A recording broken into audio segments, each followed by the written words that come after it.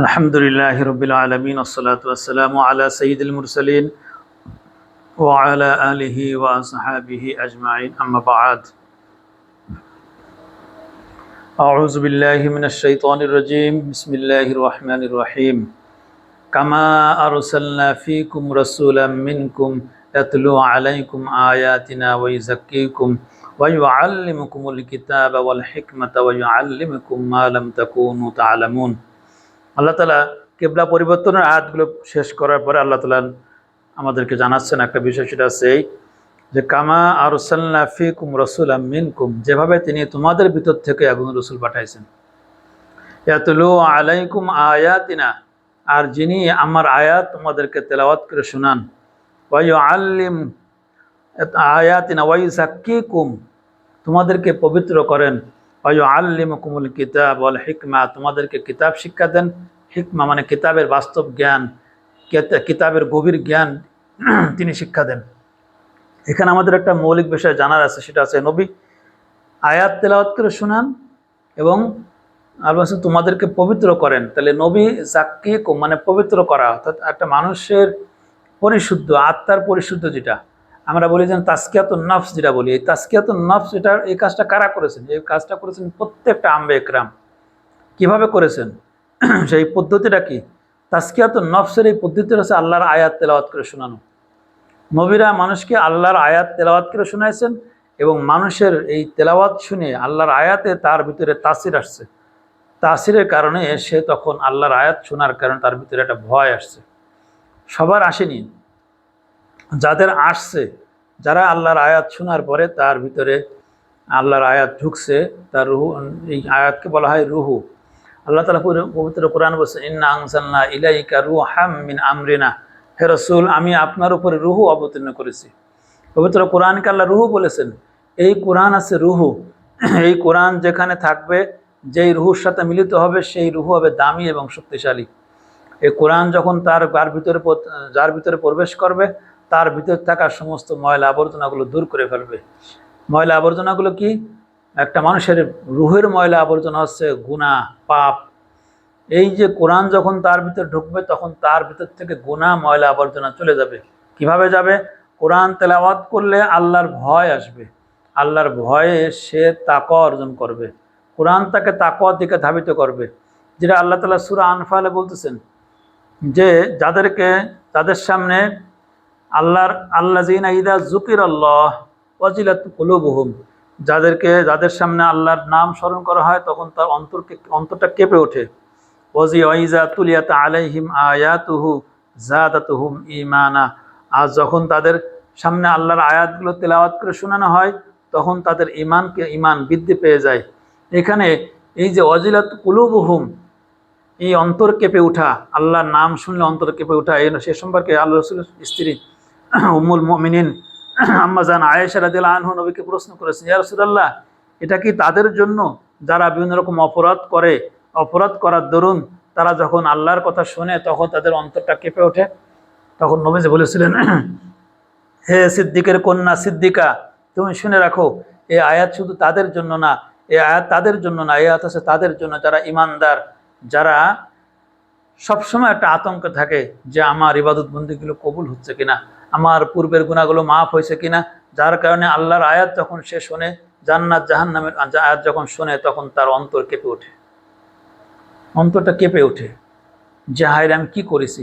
এবং পবিত্র কোরআনে অন্য একটা জায়গায় আমার আয়াতটা মনে আসছে না, ওই আয়াতটা মনে আসছে, অর্থটা হচ্ছে এই, তাদেরকে যখন আল্লাহর আয়াত শোনানো হয় তখন তাদের শরীরটা কেমন করে ওঠে। তাদের শরীরটা যেমন পশমগুলো খাড়ায় যায়। মানুষ যখন কিছু বিষয় তার হৃদয়কে আকর্ষিত করে, যেমন অবাক হয়ে যায়, কেমন যেন তার কেমন লাগে, ভয় লাগে। ভয় লাগার আর দুইটা অনুভূতি আছে। ভয়ের একটা অনুভূতি হচ্ছে তার অন্তর কেঁপে ওঠে, তার চোখ থেকে পানি পড়ে। আর ভয়ের আর একটা অনুভূতি তার কাছে যেন কেমন ভারী ভারী মনে হয়। যেমন আমি যে ধারাবাহিক তাফসির করতেছি, এইখানে আমি যখন তাফসির করতে গেলে আমার তাফসির শেষে অনেক ভাইয়েরা বলছে, মানে কেমন আমারও নিজেরই খারাপ লাগে, আমি যেন কি আরেকটা আল্লাহ এরকম কথা বলেছেন, আমরা কি করতেছি, এইভাবে বলে কেমন যেন লাগে।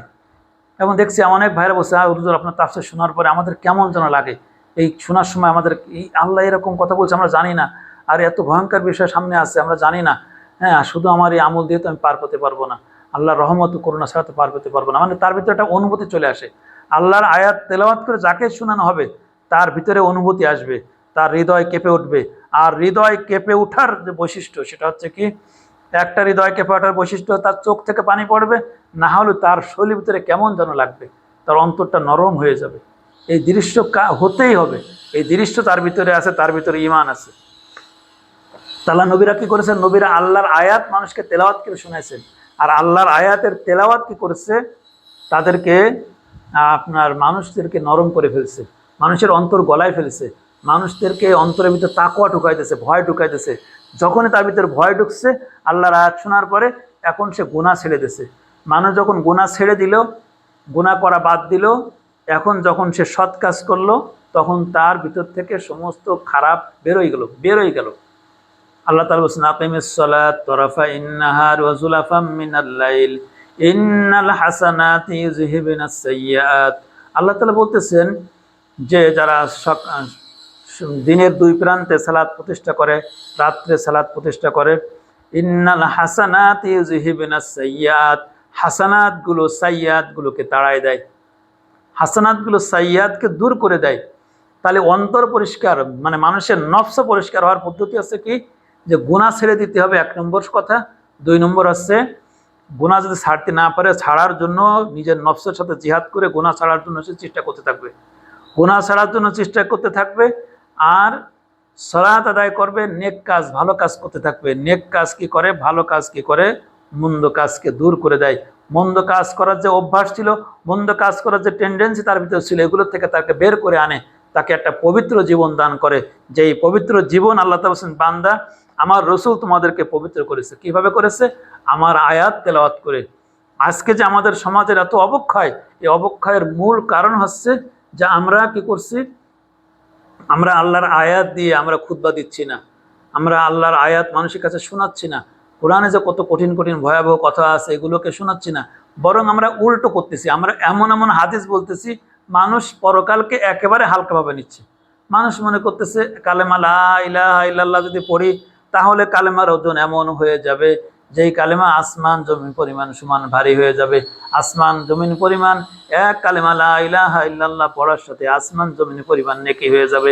এই এক নেকিতে সে মনে করছে সেই এক নেকিতেই পার হয়ে যাবে, কিন্তু সে জানে না, কারণ তার কোরআনের জ্ঞান না থাকাতে, হাদিসের উদ্দেশ্য লক্ষ্য সে বুঝতেছে না। হাদিসকে বোঝার জন্য কোরআনের জ্ঞান থাকতে হবে, কোরআনের জ্ঞান ছাড়া হাদিস বোঝা যায় না। যার কারণে এত সমস্যা হয়েছে। আমাদের দেশে প্রচুর পরিমাণে শাইখুল হাদিস আছে, কিন্তু শাইখুল তাফসির একেবারে খুবই নগণ্য, হাতে গোনা কয়েকজন আছে, সারা দেশে হাতে গোনা কয়েকজন আছে। আর শাইখুল হাদিস প্রতিটা জেলায় জেলায় একাধিক আছে, 1 জন 2 জন না, অনেক আছে। এখন শাইখুল হাদিস তিনি যতই শাইখ হন হাদিসের, তার যদি কোরআনের জ্ঞান না থাকে তাহলে তিনি কোরআন হাদিসটা মিলাইতে পারবেন না, হাদিসের লক্ষ্য উদ্দেশ্য বুঝতে পারবেন না। আর হাদিসের লক্ষ্য উদ্দেশ্য বুঝতে না পারার কারণে পুরো জাতি ধ্বংস হয়ে যাচ্ছে। আমরা সব গুনাহগার জাতি হচ্ছে, নিকৃষ্ট মানের মানুষ হয়ে যাচ্ছে। আমাকে সবাই বলছি, কারণ আমরা তো আমাদের সমাজ ব্যবস্থার ভিতরে আমরা এমনভাবে আটকে গেছি যে আমরা অনেক কিছু চাইলেও করতে পারতেছি না।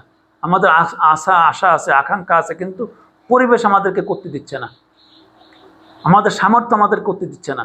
আল্লাহ তাআলা বলতেছেন যে কোরআনে কাফেরদের বিষয়ে একটা আয়াত আসছে। কাফেররা কি বলে? ওয়াকালাল্লাযীনা কাফারু লা তাসমাউ লিহাযাল কুরআন ওয়ালগাউ ফীহিম। কাফেররা বলে তোমরা কোরআন শুনতে পারবে না। কাফেররা কোরআন শুনতে বাধা দেয় কেন? কি ওয়াল্লা তাসমাউ বিহা, তোমরা কোরআন শুনবে না। ওয়ালগাউ ফীহিম, এই কোরআন তাকে গলায় দেবে, কোরআন গলায় দেবে। কাফেরদের এই কথা কার কথা? শয়তান ইবলিসের কথা। আর ইবলিসের কথারই অনুসরণ করতেছি আমরা কোরআনকে পড়তেছি না, কোরআনের ভিতরে যে ভয়াবহ তথ্য আছে এটা জানতেছি না। না জানার কারণে আমরা ঈমান লা ইলাহা ইল্লাল্লাহকে এত দামি মনে করছি। দামি মনে করা ঠিক আছে, কিন্তু মিস্টেকটা কোথায় সেটা হচ্ছে আপনার সূরা আনামে আসেন 7 নম্বর পারার 17 পৃষ্ঠা প্রথমে আসেন। আল্লাহ বলতেছেন, আল্লাযীনা আমানু ওয়া লাম ইয়ালবিসু ঈমানাহুম বিজুলমিন উলাইকা লাহুমুল আমনু ওয়া উলাইকা হুমুল মুহতাদুন। যে ব্যক্তি ঈমান আনলো আর ঈমানকে সে জুলুম দ্বারা, মানে পাপ দ্বারা সে মিশ্রণ করলো না, পাপ দিয়ে সে আবরণ দিয়ে দিল না। ঈমানের উপরে যদি পাপের আবরণ পড়ে তাহলে ঈমানটা নষ্ট হয়ে যাবে, আর ঈমানের উপরে যদি আমলে সলে পড়ে তাহলে ঈমানটা আরো দামি হয়ে যাবে। এই যে ঈমান বাড়া আর কমা, এখানে বিষয়। ইমানের উপরে যদি আপনি ইমান আমি নিছি, আমি কালেমা পড়েছি, কিন্তু আমার কালেমার উপরে আমি ময়লা আবর্জনা ঢেলে দিলাম, আমার কালেমাটা নষ্ট হয়ে যাচ্ছে। আর আমি আমার কালেমার উপরে আরো পবিত্র দিলাম, আমার এই কালেমা অনেক উঁচুতে চলে যাবে, ইমান আমার বেড়ে যাবে। যার ইমান যত বেশি তার মর্যাদা তত বেশি হয়ে যাবে। এখন কালেমার কথা ঠিক আছে, কিন্তু আপনি কোরআন থেকে মিলাবেন না। কোরআন কি বলতেছে? এই কালেমা দামি হবে তার জন্য যে ব্যক্তি এই কালেমা গ্রহণ করার পরে এই কালেমার উপরে প্রতিষ্ঠিত আছে, এই কালেমাকে সে জুলুম দিয়ে মোড়ায়নি, অর্থাৎ কবিরা গুনাহ দিয়ে মোড়ায়নি। কবিরা গুনাহকে জুলুম বলা হয়।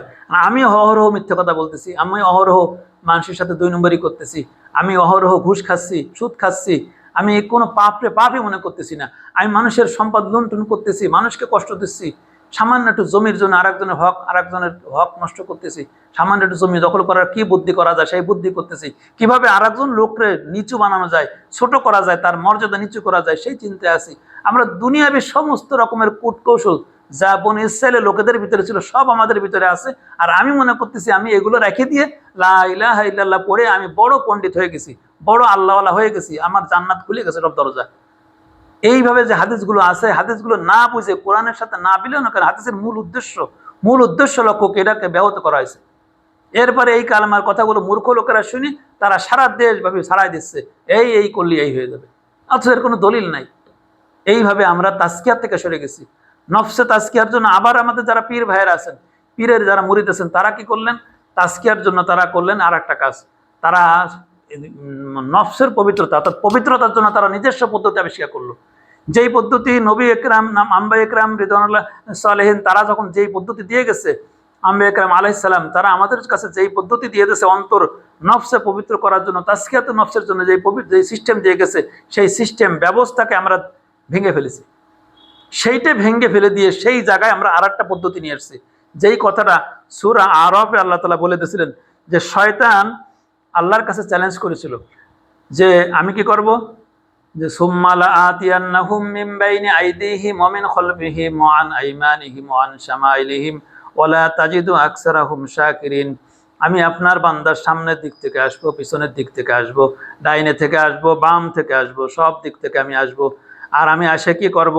আমি আসে আপনার বান্দাকে সিরাতাল মুস্তাকিম থেকে সরায় নিয়ে যাব। আপনি যে পথ দিয়েছেন সেই পথ থেকে আমি আর একটা পথে নিয়ে যাব, আমি একটা পদ্ধতি দেব। এই জন্য আল্লাহ দিয়েছেন তাজকিয়াতুন নফসের জন্য পদ্ধতি দিয়েছে কি? কোরআন তেলাওয়াত, মানে কোরআন বুঝা, কোরআনে তাফসীর শোনা, কোরআনকে বুঝা, এটা আছে নফসকে পবিত্র করবে। কিন্তু বান্দা কি করলো? নফসকে পবিত্র করার জন্য সে একটা পবিত্রতার পদ্ধতি আবিষ্কার করলো। কি? এই পদ্ধতি শয়তান তাকে দিয়েছে। এই পদ্ধতি যিনি আবিষ্কার করুক তার প্রতি শ্রদ্ধা রেখেই বলতেছি, তিনার নিজের অজান্তে এটা হয়তো করেছেন, অথবা তিনি মানে না বুঝে হয়তো করেছেন, কিন্তু তিনি যে কাজটা করেছেন সেটা সম্পূর্ণ শয়তানের বুদ্ধি। তার অন্তরে এই কথাটা শয়তান ঢুকাই দিয়েছিল যে এইভাবে বলতে হবে লা ইলাহা ইল্লাল্লাহ। আর কেউ যখন শয়তানের অনুসরণ করে তখন শয়তান তার উপরে কর্তৃত্ব স্থাপন করে ফেলে। পবিত্র কোরআনে সূরা আরাফে আর একটা আয়াত আছে, যখন কেউ শয়তান অনুসরণ করে তখন আল্লাহ তাআলা তাকে শয়তানের বন্ধু বানায় দেয়, শয়তান তার ওলি হয়ে যায়, শয়তান তার উপর আধিপত্য বিস্তার করতে পারে। তখন দেখা যায় এই সমস্ত মানুষ যারা এইভাবে জিকির করে, তারা জিকির করতে করতে অনেক কিছু তাদের সামনে হাজির হয়ে যায়। তারা ঘুমালেই পরে তাদের সাথে শয়তানের ডাইরেক্ট সংযোগ হয়ে যায়। শয়তান তাকে ঘুমের ভিতরে এই অমুক সাহাবীরে দেখাচ্ছে স্বপ্নে, ঘুমের ভিতরে ওই আল্লাহর সাথে কথা বলতে, মানে এমন আজগুবি স্বপ্ন দেখে। ও লোক মনে করে আরে আল্লাহ আমি তো আল্লাহর কুতুব হয়ে গেছি জিকির করে, কিন্তু সে তো বুঝতেছে না, সে তো কোন ফাঁদে পড়েছে বুঝতেছে না। কারণ শয়তান তাকে এমন ফাঁদে ফেলাইছে এই পথ থেকে তাকে বের হতে দেবে না। কেউ যদি আল্লাহর রাস্তা, আল্লাহর তরিকা ছেড়ে দিয়ে মানুষের তরিকা, পীরের পদ্ধতি তরিকা, আলেমদের কোনো বানানো তরিকা, আল্লাহর তরিকা যেখানে আছে, যে বিষয়ে আল্লাহর স্পষ্ট তরিকা আছে সেই বিষয়ে স্পষ্ট তরিকা রেখে দিয়ে যদি অন্য কোনো পদ্ধতি, অন্য কোনো সিস্টেম কেউ গ্রহণ করে, সে স্পষ্ট দলালাত পথভ্রষ্টতার ভিতরে আছে, সে কুফরির ভিতরে আছে। আর এই কাজটা আমাদের ভিতরে ছড়াই গেছে শুধু কোরআনটা না বোঝার কারণে। নবীরা কিভাবে আমাদের তাজকিয়া করেছেন, আর আমাদের সমাজের আলেমরা, আমাদের সমাজের পীর বুজুর্গরা আমাদেরকে নফসে পবিত্র করার জন্য কোন পদ্ধতি অবলম্বন করেছে? নবীরা যেটা করেছেন সেটা আছে ইয়াতলু আলাইহিম আয়াতিনা ওয়া ইযাক্কিকুম ওয়া ইউআল্লিমুকুমুল কিতাব ওয়াল হিকমা। নবীরা যেটা করেছেন সেটা আছে এই নবীরা আমাদের কাছে আল্লাহর আয়াতকে বর্ণনা করে শোনাইছেন, আল্লাহর আয়াতকে তেলাওয়াত করেছেন। তেলাওয়াত মনে হচ্ছে বুঝাই দেওয়া, কথাগুলোকে স্পষ্ট করে দেওয়া। আর করা মানে হচ্ছে শুধুমাত্র আল্লাহ শুধুমাত্র পাঠ করে চলে যাওয়া। নবীরা শুধু পাঠ করেন নাই, নবীরা সলাতে পাঠ করেছেন, তেলাওয়াত করেছেন। নবীরা তেলাওয়াত মানে ধীরে ধীরে পড়া এবং সমস্ত অর্থ বোঝা। তো এই যে নবীরা মানুষকে তার আয়াতের অর্থ মানুষকে বোঝাই দিয়েছেন, আল্লাহর কথাগুলো বোঝাই দিয়েছেন, এবং এর মাধ্যমেই তাদের অন্তরগুলো গলে গেছে। তাদের অন্তর যে আল্লাহর আয়াত শুনলে গলে যায়, এই কথাটা কোরআনে আল্লাহ বলে দিয়েছেন। ওয়ালগাউ ফীহিম, কাফেররা বলে যে তোমরা আল্লাহর আয়াত শুনে না, এই আয়াত শুনলে তোমাদের অন্তরটা গলে যাবে। নবীরা আল্লাহর এমন আয়াত তেলাওয়াত করেছিলেন, কোরআনের আয়াতগুলো তেলাওয়াত শুনে শুনে মানুষের অন্তরটা গলে গেছিল। মানুষের অন্তর গলে যাওয়ার কারণে মানুষগুলো আল্লাহর ভয়ে গলে গেছে, মানুষগুলো আল্লাহর ভয়ে পাপ ছেড়ে দিয়েছে। মানুষগুলো যখন পাপ ছেড়ে দিয়েছে আর নেক কাজ করেছে, আল্লাহ তাআলা পবিত্র কোরআন সূরা ফুরকানের ৭০ নম্বর আয়াতে বলতেছেন, ইল্লা মান তাবা ওয়া আমানা ওয়া আমিলা আমালান সালিহান ফাউলাইকা ইউবাদদিলুল্লাহু সাইয়্যাতিহিম হাসানাত। যে ব্যক্তি তওবা করলো যে আর পাপ করবে না, এরপরে সে ঈমান আনলো, ঈমানের ভিতর ফেরত আসলো। আল্লাহর অবাধ্য ছিল, অবাধ্যতা থেকে ফেরত আসার নাম আছে ঈমান। আল্লাহর অবাধ্য থাকার ভিতরে ঈমান থাকে না। সে ব্যক্তি, যে ব্যক্তি তওবা করলো মানে সে ফেরত আসলো, অপরাধ থেকে ফেরত আসলো, ওয়া আমানা এবং নেক কাজের ভিতরে ঢুকে গেল, আল্লাহর প্রতি বিশ্বাস আনলো, আল্লাহর আদেশের ভিতরে ঢুকে গেল। আল্লাহর আদেশ কি করলো? ইল্লা মান তাবা ওয়া আমিনা, ঈমান আনলো এবং ওয়া আমিলা আমালান সালিহা, এইবার সে আমলে সলেহ করলো। আর আমলে সলেহকে বলা হয় হচ্ছে ফরজ ইবাদত এবং কবিরা গুনাহ ছেড়ে দেয়া। এখন সে কবিরা গুনাহগুলো ছেড়ে দিল, ফরজ ইবাদতগুলো পালন করা শুরু করে দিল। আল্লাহ বলছেন এই কাজ যখন সে শুরু করলো, পৃথিবীর যে কোনো মানুষ আজ যদি সে অপরাধ থেকে নিজেকে মুক্ত করে দেয়, আমি আর কোনো অপরাধ করব না, অপরাধের সাথে সম্পর্ক ছিন্ন করে দেয়, ছিন্ন করে দেওয়ার পরে এরপরে যে সে ভালো কাজ শুরু করে দেয়, ফরজ ইবাদতগুলো ঠিক মতো পালন করে, আর কবিরা গুনার ধারে কাছেও যদি না যায়, এই অবস্থায় যদি থাকে, এইভাবে তারা আমল চলতে থাকে, আল্লাহ বলেন ফাউলাইকা ইউবাদদিলুল্লাহু সাইয়্যাতিহিম হাসানাত, আমার এই বান্দাগুলোর পূর্বের জীবনের যত রকম গুনাহগুলো ছিল সেই সমস্ত গুনাহগুলোকে আমি নেক কাজ দিয়ে বদলাই দেব। সেই গুনাহগুলোকে নেক কাজ দিয়ে বদলাই দেবে। এখন এইখানে দেবেন না পরকালে দেবেন সেটা আমাদের জানার বিষয়। তবে হাদিস থেকে আমরা জানতে পাই, আল্লাহ নবীর একটা দীর্ঘ হাদিস আছে যে কিয়ামতের মাঠের একটা দৃশ্য আছে। এই দৃশ্যে আল্লাহ তাআলা তার নেককার বান্দাদের, যারা জীবনে গুনাহ করেছে এরকম তার নেককার বান্দাদেরকে আল্লাহ তাআলা একটা পর্দার আড়ালে নিয়ে যাবেন। পর্দার আড়ালে নিয়ে যে বলেন, বান্দা এই কাজ করেছো তুমি? তখন আল্লাহর এই বান্দা তো বুঝবেন যে আমি ধরা খেয়ে গেছি আল্লাহর কাছে। তিনি বলেন, হ্যাঁ আল্লাহ, আমি যেগুলো সব করেছি, সব আমি করেছি। তখন যে কাজগুলো দেখাবেন সেগুলো খুব বড় বড় অপরাধ না, তার ছোট ছোট অপরাধগুলো দেখাবেন। দেখানোর পর বলবেন, আল্লাহ তখন বলবে, বান্দা যাও, তোমার এই অপরাধগুলো আমি পাল্টাই দিলাম, পাল্টাই এই জায়গায় আমি তোমাকে নেক দিয়ে দিলাম। তখন ওই বান্দা উল্টো বলবে, আল্লাহ আমার তো আরো বড় বড় পাপ ছিল, সেই পাপগুলো পাল্টায় নেক দিয়ে দেন। তখন আল্লাহ তাআলা সেই বড় বড় পাপগুলোকে আল্লাহ তাআলা পাল্টায় নেক দিয়ে দেবেন। তবে আল্লাহ ওয়াদা করেছেন কোরআনে সূরা ফুরকানের ৭০ নম্বর আয়াতে যে আমি আমার বান্দার পূর্বের যতগুলো গুনাহ ছিল সেগুলো আমি পাল্টায় দেব, পাল্টায় সেখানে আমি নেক দিয়ে দেব। অতএব যে ব্যক্তি তওবা করলো তার নিরাশার কিছু নেই যে আমার আজকে বয়স হয়ে গেছে ৮০, আমার বয়স হয়ে গেছে ৭০, আমি এতদিন অপরাধ করেছি, অন্যায় করেছি, কিন্তু আজকে ভালো হয়ে আমার কি লাভ হবে? আমি তো সারা জীবনটা ব্যাহত হয়ে গেল, সারা জীবনটা নষ্ট করছি, আমার হায়াত নষ্ট করে ফেলছি। এটা মানুষের মনে হয় স্বাভাবিক, কিন্তু আল্লাহ বলছেন, বান্দা তোমার প্রতি আমার দয়া শোনো, তোমার প্রতি আমার এমন দয়া যে তুমি যেদিন কেন আমার পথে ফেরত আসবা, যেদিন কেন তুমি পাপ ছেড়ে দিবা, যেদিন কেরাত থেকে তুমি ফরজ ইবাদত করে চলবা, যেদিন কেরাত থেকে তুমি কবিরা গুনার সাথে আর সম্পর্ক রাখবা না, সেদিন কেরাত থেকে তুমি তোমার ভালো কাজের ধরে আস্তে আস্তে করে আমি তোমার পূর্বের জীবনের যে গুণাগুলো ছিল সেই গুণাগুলো পাল্টাতে থাকবো। সেই গুণাগুলো পাল্টাই দিয়ে সেই গুণাটা, অর্থাৎ মানুষ তো জীবনে কিছু না কিছু করে, তাই পূর্বের জামানায় যত গুণাগুলো করছে সমস্ত গুনার জায়গায় এখন আল্লাহ তাআলা সেখানে নেক দিয়ে দেবে। অর্থাৎ তার এই যে তওবা করার আগ পর্যন্ত, ঈমান আনার আগ পর্যন্ত তার সারা জীবন শুধু গুনাহ ছিল, হয় কুফরির গুনাহ না হলে অন্য গুনাহ, গুনাহ তার আমল নামে ছিল, সেই টোটাল গুনাহটাকে আল্লাহ পাল্টাই দেবেন, পাল্টাই দিয়ে সেই জায়গাটা আল্লাহ নেক দিয়ে ভরে দেবেন। সরাসরি কোরআনের আয়াত, সূরা ফুরকানের ৭০ নম্বর আয়াত। অতএব আসুন, তাজকিয়ার যেই পদ্ধতি আল্লাহ দেশে, এই পদ্ধতির বাইরে যত বড় বুজুর্গ, যত বড় পীর, যেই যাই দেখ না কেন, সেইটা পদ্ধতি গ্রহণ করা যাবে না। তাজকিয়ার পদ্ধতি হচ্ছে সোজা কথা কোরআনে, সেটা হচ্ছে এই আল্লাহর কোরআন পড়তে হবে, বুঝে বুঝে পড়তে হবে, আল্লাহর কোরআন বুঝে বুঝে পড়তে হবে, অপরাধ ছেড়ে দিতে হবে, ফরজ ইবাদত এবং কবিরা গুনাহ এগুলো ছেড়ে দিয়ে ফরজ ইবাদতগুলো ঠিকমতো আদায় করতে হবে, নফল যায় সাধ্যমতো আদায় করতে হবে। আল্লাহ তাআলা বলেন, আমি এই বান্দার সমস্ত ভিতর থেকে যত রকম অন্ধকার আছে সমস্ত অন্ধকার বের করে আনবো। পবিত্র কোরআনে আয়াতুল কুরসির পরে যে আয়াতটা, ওই আয়াতের পরের আয়াতে আল্লাহ তাআলা বলছেন, আল্লাহু ওয়ালিয়ুল্লাযীনা আমানু, আল্লাহ হচ্ছে সত্যিকার যারা ঈমান আনে, তাগুদের অপরাধের সাথে সম্পর্ক ছিল। ওই আয়াতের আগেই অপরাধের কথা আছে, যারা অপরাধের সাথে সম্পর্ক ছিন্ন করে ঈমান আনে, আল্লাহু ওয়ালিয়ুল্লাযিনা আমানু, আল্লাহ তাআলা এই প্রকার ঈমানদারের বন্ধু।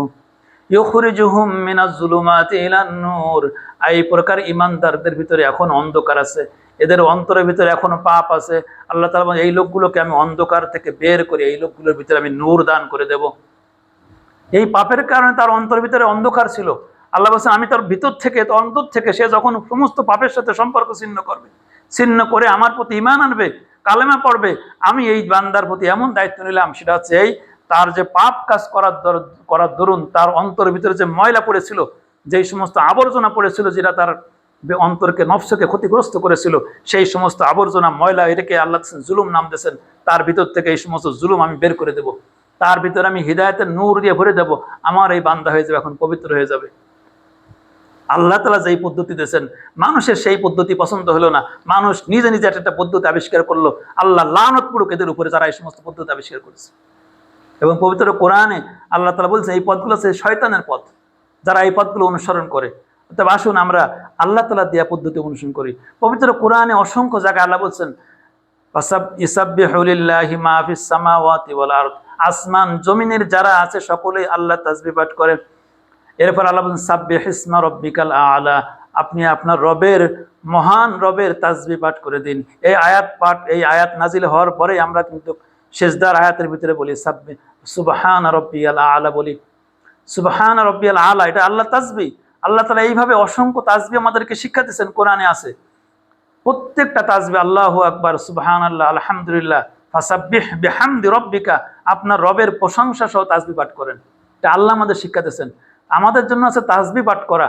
যেই তাসবিহ পাঠ করার কথা আমাদেরকে আল্লাহ তাআলা কোরআনে শিক্ষা দিয়েছেন, সেই তাসবিহ পাঠ করার ক্ষেত্রে আমরা কি করলাম? বাড়াবাড়ি করলাম। আমরা এমন এমন পদ্ধতি আবিষ্কার করলাম, যেই পদ্ধতির কোনো অনুমতি আল্লাহ দেননি, আল্লাহ নবীও দেননি। মানুষ কোথার থেকে এটা পাইছে আল্লাহ জানেন। তবে এইখানে একটা মিস্টেক আছে, সেটা আছে কিছু জাল হাদিস আছে। একটা হাদিস দেখলাম, মাঝে একটা তাবলিগের ইস্যু বসলাম, তো এখান থেকে তারা একটা হাদিস পড়তেছে, যে হাদিসটা বলা আছে, তোমরা এমনভাবে আল্লাহ জিকির করে যাতে মানুষ তোমার পাগল মনে করে। এই যে একটা জাল হাদিস, হাদিসটা জাল হাদিস। আর জাল হাদিস হওয়ার জন্য বহু দলিল লাগে না, কোরআনের একটা দলিল হই যথেষ্ট। হাদিসে অবশ্য ওই হাদিসের বিপরীত হাদিস আছে, সহিহ হাদিস আছে, যেখানে আল্লাহর তাবুক যুদ্ধ থেকে ফেরার সময় অনেক সাহাবে একরাম রিদওয়ানুল্লাহি তাআলা আজমাইন তারা যখন পাহাড়ের দিকে উপরের দিকে উঠতেছিল, তখন আল্লাহু আকবার জোরে জোরে বলতেছিল।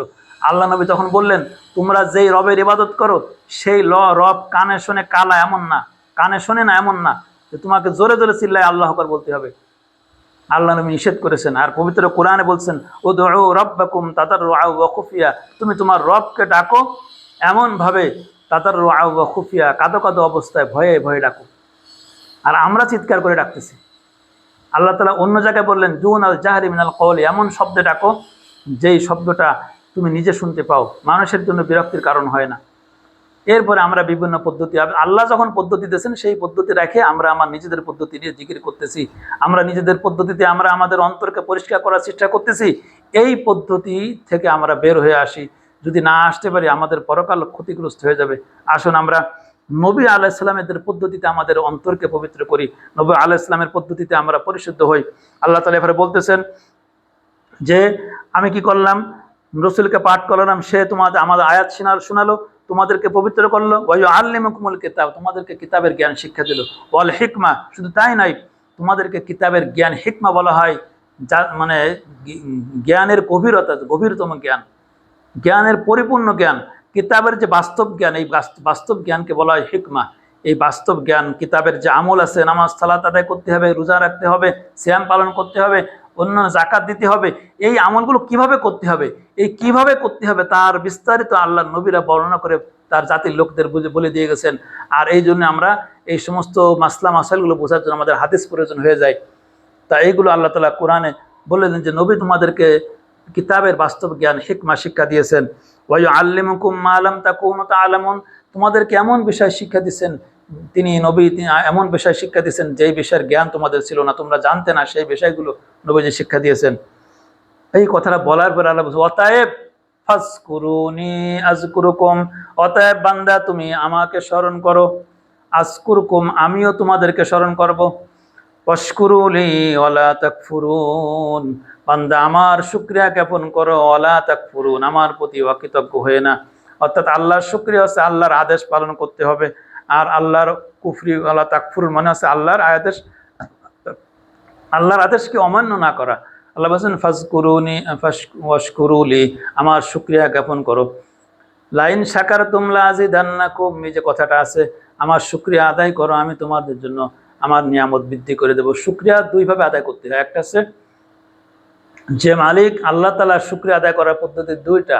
একটা হচ্ছে আল্লাহর আইন মানা, আল্লাহর আদেশ মেনে চলার মাধ্যমে আল্লাহর শুকরিয়া আদায় করা, এবং আল্লাহর ইবাদত বন্দেগী করে আল্লাহর শুকরিয়া আদায় করা।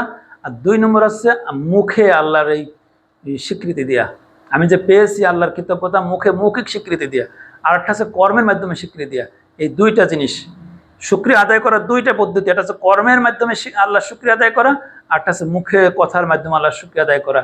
যেমন সুবহানাল্লাহ, আলহামদুলিল্লাহ, লা ইলাহা ইল্লাল্লাহ, আল্লাহু আকবার, আস্তাগফিরুল্লাহ। এইভাবে বিভিন্ন জিকিরের মাধ্যমে আল্লাহর প্রশংসা করে আল্লাহর শুকরিয়া আদায় করা। আর পক্ষান্তরে আল্লাহর আদেশ মান্য করে আল্লাহ সন্তুষ্টের জন্য যাহা কিছু করা হবে সব কিছু আল্লাহর শুকরিয়া আদায় করা। ওয়ালা তাকফুরুন, বান্দা তুমি কুফরি করে না, আমার আদেশের অমান্য করো না, আমার আদেশের নাফরমানি করো না। ইয়া আইয়ুহাল্লাযীনা আমানুস্তাঈনু বিস-সাবরি ওয়াস-সালাহ, হে আমার ঈমানদার বান্দারা তোমরা শোনো, আমানুস্তাঈনু, তোমরা সাহায্য প্রার্থনা করো আমার কাছে। আল্লাহ শিখিয়ে দিলেন, বান্দা তোমরা আমার কাছে সাহায্য প্রার্থনা করো।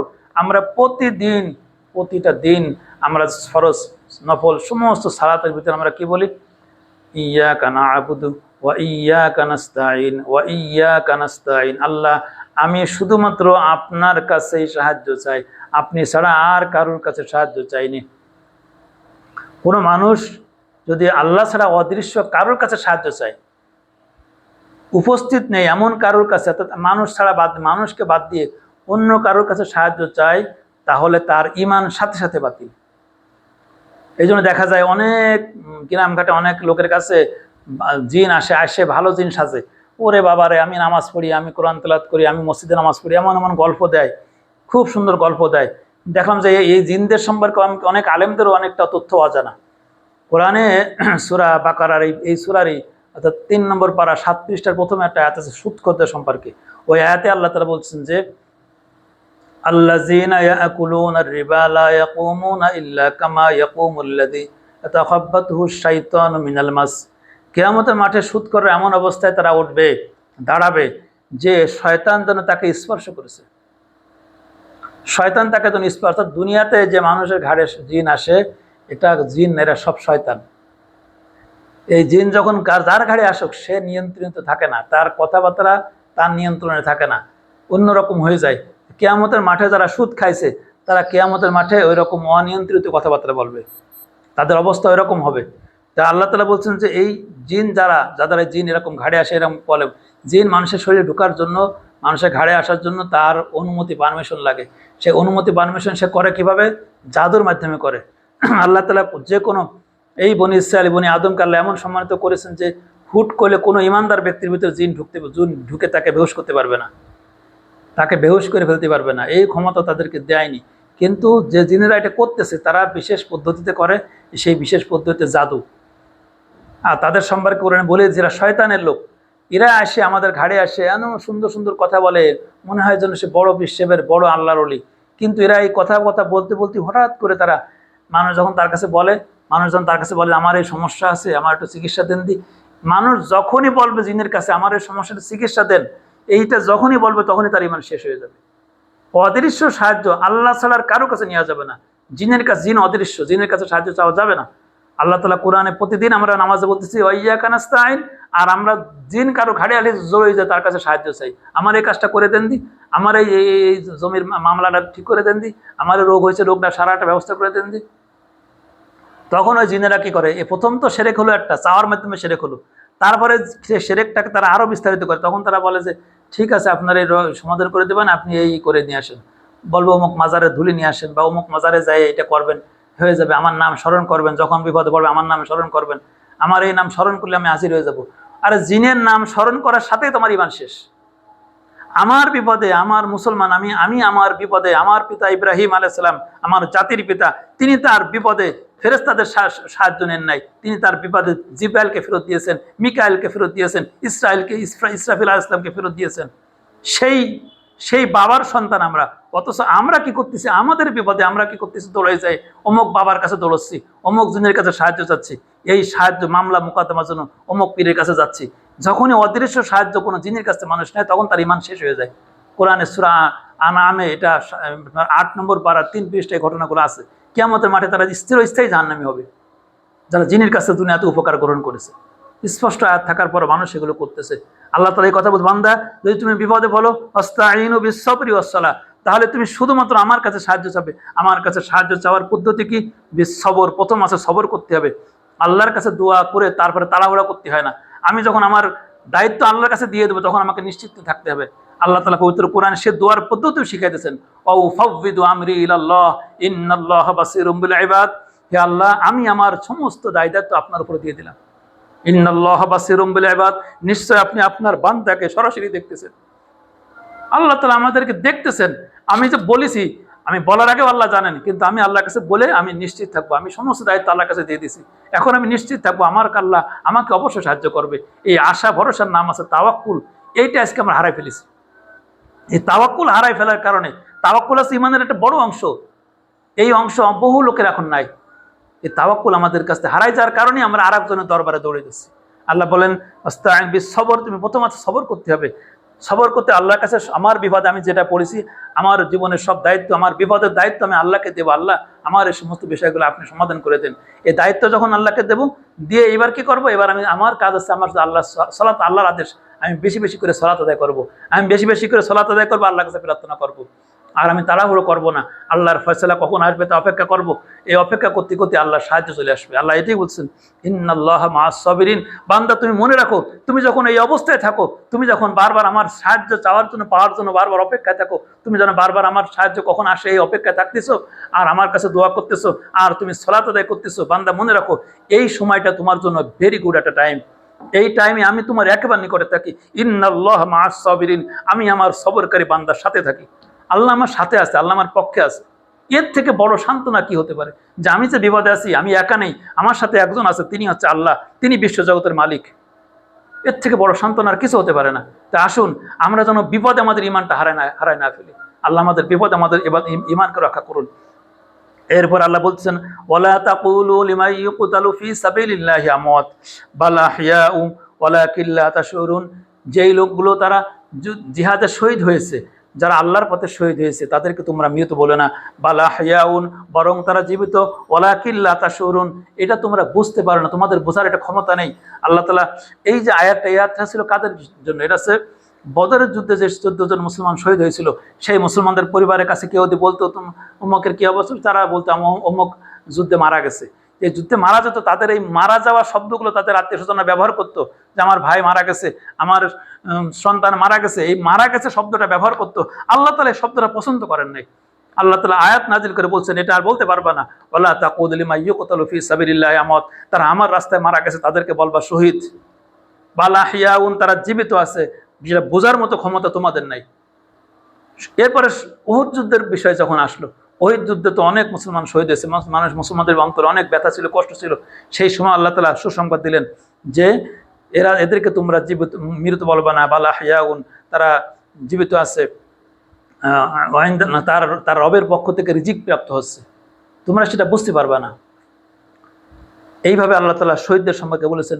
এই উম্মতের ভিতরে যারা শহীদ, যারা আল্লাহর দ্বীনের জন্য জীবন দিয়েছে, আল্লাহর দ্বীনের জন্য জীবন দিয়েছে, এই শহীদ মানুষদের ক্ষেত্রে মৃত শব্দটা আল্লাহ তাআলা ব্যবহার করতে নিষেধ করেছেন। তাদেরকে আমরা মৃত মানুষের মতো, অন্যদের মতো বলবো না যে মারা গেছে, বলবো তাদেরকে শহীদ হয়েছেন, তারা সাক্ষ্য দিয়েছেন, তারা ইমানের সাক্ষ্য দিয়ে মারা গেছেন, তারা জীবন দিয়ে সাক্ষ্য দিয়েছে যে আমি আল্লাহ আপনার গোলাম।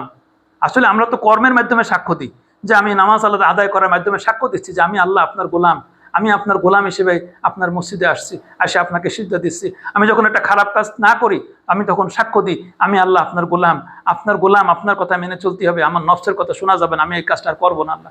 আমি এটা প্রতিটা কর্মে আমরা সাক্ষ্য দিই যে আল্লাহ আমি আপনার গোলাম। কিন্তু যারা শহীদ হয়, তারা জীবন দিয়ে সাক্ষ্য দেয় যে আল্লাহ আমি আপনার গোলাম। শুধুমাত্র এই কারণেই আল্লাহ তাআলা পছন্দ করেন নাই শহীদদের ব্যাপারে কেউ বলুক যে সে মারা গেছে, এটা আল্লাহ তাআলা পছন্দ করেন না। তবে আমরা যারা আল্লাহর জন্য জীবন দেয় এদের বিষয়ে আমরা তো জানি না তারা অন্তরে কি ছিল, আমাদের জানার বিষয় না। আমাদের কাজ হচ্ছে তাদেরকে শহীদ বলা, তাদেরকে মৃত মানুষের মতো বলবো না আমরা। আল্লাহ তাআলা আমাদের বিষয়ে আবার অনেকে আবার বেশি বাড়াবাড়ি করে বলেন তারা জান্নাতে এরকম থাকবে এরকম থাকবে, বিভিন্ন হাদিস থেকে বলেন। আল্লাহ তাআলা কোরআনে বলে দিয়েছেন তোমরা বুঝতে পারবে না, যেহেতু আল্লাহ বলছে বুঝতে পারবো না, আমাদের বোঝার চেষ্টা করা ঠিক হবে না। এরপর আল্লাহ তাআলা বলেন ওয়ালানাবলুওয়ান্নাকুম বিশাইইম মিনাল খাউফি ওয়াল জুই ওয়া নাকসিম মিনাল আমওয়াল ওয়াল আনফুসি ওয়াস সামারাত ওয়াবাশশিরিস সাবিরিন। বান্দা আমি তোমাকে পরীক্ষা করব কিছু ভয় দিয়ে, কিছু ফল ফসলের ক্ষতি দিয়ে, ওয়া নাকসিম মিনাল আমওয়াল সম্পদের ক্ষতি দিয়ে, ওয়াল আনফুসি জীবনের ক্ষতি দিয়ে, ওয়াস সামারাত ফসলের ক্ষতি দিয়ে, ফল ফসলের ক্ষতি দিয়ে, ওয়াবাশশিরিস সাবিরিন। আর এই ক্ষতিতে পড়ার পরে যারা ধৈর্য ধারণ করে, অর্থাৎ এই ক্ষতিতে পড়ার পথে আল্লাহ পড়ার পরে ক্ষতিগ্রস্ত হওয়ার পরে সে আল্লাহর পথ ছেড়ে দেয় না, আল্লাহর প্রতি অসন্তুষ্ট হয় না, আল্লাহর প্রতি সন্তুষ্ট থাকে। আল্লাহ তাআলা বলছেন যে এই ক্ষতিগ্রস্ত হওয়ার পরে ক্ষতিটাকে মেনে নেয়, আল্লাহর প্রতি অসন্তুষ্ট হয় না, এই বান্দাগুলো ওয়াবাশশিরিস সাবিরিন, এদের জন্যই হচ্ছে সুসংবাদ, এরাই হচ্ছে ধৈর্যশীল। এদের কিভাবে আল্লাহর সবর আদায় করে সেই সবরের কথা বলছেন। আল্লাযীনা ইযা আসাবাতুহুম মুসিবাতুন, এইরকম মুসিবত যখন তোমাদের পূর্বের নেককার লোকদের উপর আসতো তখন তারা কি বলতো, ক্বালু, তারা বলতো ইন্না লিল্লাহি ওয়া ইন্না ইলাইহি রাজিউন, নিশ্চয় আল্লাহ আমি আপনার জন্য, আমি আমার জান মাল সবই আপনার জন্য কুরবানি করতে রাজি আছি। আল্লাহ আমার জান মাল সব কিছু যা আপনি আমাকে দিয়েছেন সবই আপনি আপনার জন্য, আপনার সন্তুষ্টির জন্য সবই আমি দিয়ে দিতে রাজি আছি। ইন্না লিল্লাহ, আমি আপনার জন্য মানে কি, আমার যা কিছু আছে সব আপনার, সবই আপনার, আপনি চাইলে সবই আমি দিয়ে দেবো। ওয়া ইন্না ইলাইহি রাজিউন, আর আমি তো অবশ্যই একদিন আপনার কাছে পৌঁছে যাব, আপনার কাছে ফেরত যাব। আল্লাহ তাআলা বলছেন যারা এইভাবে সবর করে, এইভাবে যারা সবর করতে পারে আর বিপদে এইরকম মানসিকতা যারা রাখে, এরকম কথা যারা বলতে পারে, আল্লাহ এবার বলছেন এদের মর্যাদা কোথায়। উলাইকা আলাইহিম সালাওয়াতুম মির রাব্বিহিম ওয়া রাহমা, এই লোকগুলো এমন লোক এদের প্রতি রবের পক্ষ থেকে সালাত। আল্লাহ তাআলা কোরআনে বলছেন না যে হে রাসূল আপনি কি করেন, আল্লাহ তাআলা বলছেন হে মানুষ, হে তোমরাই করো, ইন্নাল্লাহা ওয়া মালাইকাতাহু ইউসাল্লুনা আলান নবী, নিশ্চয় আল্লাহ এবং তার ফেরেশতা নবীর প্রতি সালাত পাঠায়। ইয়া আইয়ুহাল্লাযীনা আমানু সাল্লু আলাইহি ওয়া সাল্লিমু তাসলিমা, হে ঈমানদার লোকেরা তোমরাও রাসূলের প্রতি সালাত সালাম পাঠাও। আর এইখানে আল্লাহ তাআলা বলছেন উলাইকা আলাইহিম সালাওয়াতুম মির রাব্বিহিম, যারা বিপদে এরকম সবর করতে পারে, পূর্বের জামানার লোকেদের মতো বলতে পারে আল্লাহ আমার যা কিছু আছে সবকিছু আল্লাহ আপনার জন্য, আপনার জন্য সবকিছু আমি কুরবানি করে দিছি আল্লাহ, আপনাকে সব আমি দিয়ে দিছি আল্লাহ। ওয়া ইলাইহি রাজিউন, আর আমি নিজে সরাসরি একদিন আপনার কাছে চলে যাব, আপনি আপনার টাকে সাড়া দিয়ে চলে যাবো, আমি রেডি আছি আল্লাহ। এই যে নিজেকে আল্লাহর কাছে যাওয়ার জন্য রেডি থাকা এবং সবকিছু আল্লাহর জন্য কুরবানি করে দেওয়া, এই রকম শব্দগুলো, এই রকম মানসিকতায় যারা সবর করতে পারে, আল্লাহ বলছেন এই লোকগুলোর প্রতি আমার রহমত বর্ষিত হচ্ছে, অটোমেটিকলি বর্ষিত হচ্ছে। আউলাইকা হুমুল মুহতাদুন সালাওয়াতু মির রাব্বিহিম ওয়া রাহমা, এবং তাদের রবের পক্ষ থেকে আছে তাদের প্রতি রহমত। আউলাইকা হুমুল মুহতাদুন, আর এই লোকগুলোই সিরাতুল মুস্তাকিম, এই লোকগুলোই হিদায়াতের উপরে আছে, হিদায়াতের উপর এরা দাঁড়ায় আছে। এই লোকগুলো সিরাতুল মুস্তাকিম তথা জান্নাতের পথের ভিতরে, পথেই তারা আছে, তারা মারা যাবে, তারা জান্নাতে চলে যাবে। আসুন আল্লাহ তাআলা আমাদেরকে বিপদে যে পরীক্ষা করেন, যে পরীক্ষার মাধ্যমে আল্লাহ তাআলা আমাদের জান্নাত দান করেন, সেই বিপদের পরীক্ষার জন্য আমরা উত্তীর্ণ হতে পারি। আল্লাহ আমাদের সকলকে কবুল করে বলে আমিন। ওয়া মা আলাইনা ইল্লাল বালাগ। আসসালামু আলাইকুম ওয়া